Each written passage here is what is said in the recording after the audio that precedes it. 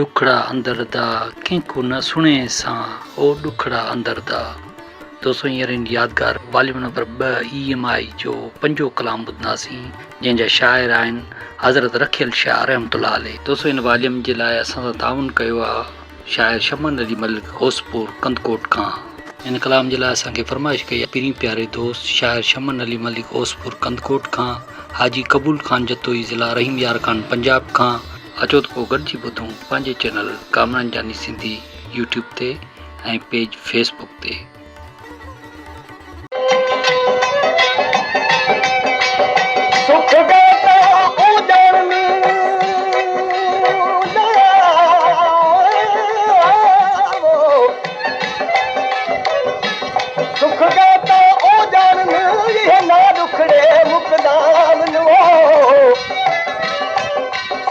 कलू हिन दुख चङे जड़े तरफों यार दे आम सुख विन संगती दादे पन दे हो ये मन दुखड़े पर टावन वो खुदाम फरीदा सुखे कलू दुख चङे जट नवा लुत्फ दिखावन दुखड़ाव दर्दा के तू न सुने सा हो दुखड़ाव दर्दा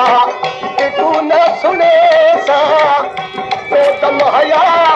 ई ओ रो रो निभे सा हो दुखड़ाव दर्दा हो के तू न सुने सा सजन सही दुखड़ाव दर्दा के तू न सुने सा तो दम हया ई ओ रो रो निभे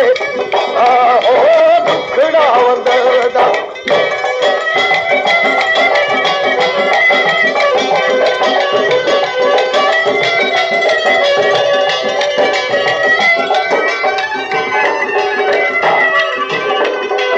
पेशकेश कामरान जानी सिंधी। सावन आया मुद्दा मुड़िया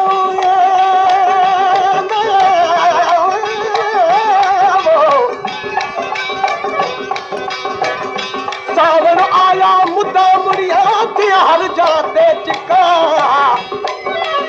सागे वाले लग गए मैं कहते सागे टिका चाँद वो में कुमसन मानी हो मत सूरत यार दिल खा गुलाम फरीदा अगदी खबर न कारी मैनी निभावन सिखावे देवा दिल कुदला से ओ नदी न लोरी आया बार गमादा ना प्यारी मधोरी दिल कुचला ओ नदी न लोरी आजा बार गमा गाँव प्यारी मधोरी मर्दी नदी दी लगा दर्द जोरी हो मर्दी नदी दी लगा दर्द जोरी लगी खाक कदम दी ओ मुँह मले सा हो दुखड़ा दर्द सुने सा सजन साई दुखड़ा दर्दा तू न सुने सा तो दम हया ई ओ रो रो निभे सा हो दुखड़ा दर्दा।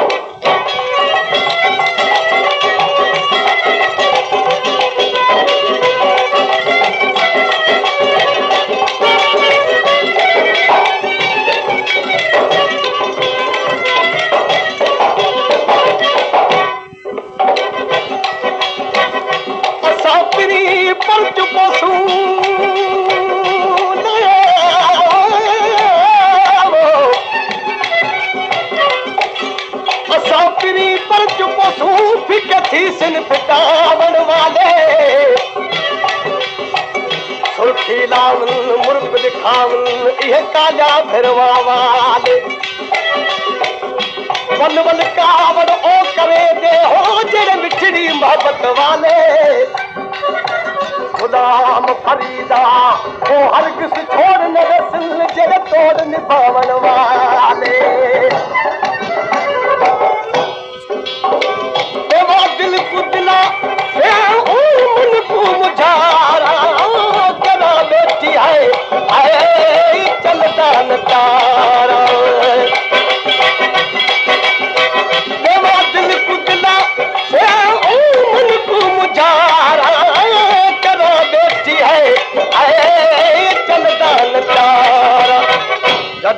यारो आस ऐसी बदवारा हो गदा यारो आस ऐसी बदवारा सोवार सदके मैं ओ कुर्बान थी सा हो दुखड़ा वंदरदा हो के को न सुने सा सजन सही दुखड़ा वंदरदा के को न सुने सा दो दम हया नी ओ रो रो निभे सा हो दुखड़ा वंदरदा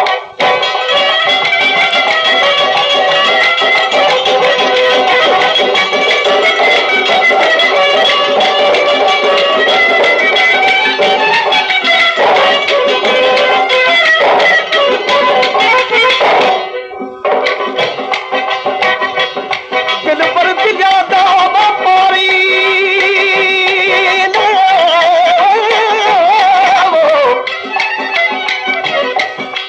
दिल पर दिलादा पारी तू मेरी दिल बुचुका चा ये घोड़ा है मेरी जिंदड़ी दा दिन मैं को यार उतारा जे मर्जी है इनद मारन दी ओ अखवाना तीर भुकाचा जो कला है उस्ताद बुखारी तू जल्दी गाल मुकाचा पेशकेश कामरान जानी सिंधी हे ताक दिल बिताओ एक भी हिकाई हिक है हमेशा हो सावन सदाई हे ताक दिल बिताओ एक भी हिकाई हिक है हमेशा हो सावन सदाई तर खल को